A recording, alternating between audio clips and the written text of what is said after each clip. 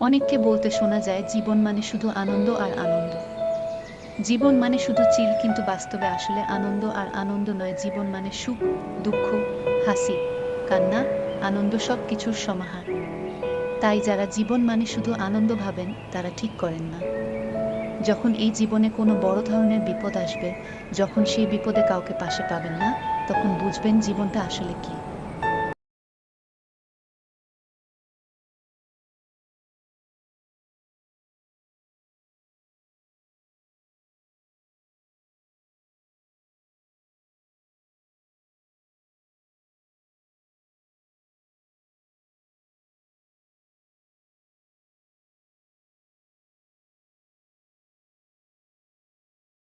প্রত্যেকটা ব্যক্তির কাছে তার জীবনের মূল্য সবচেয়ে বেশি।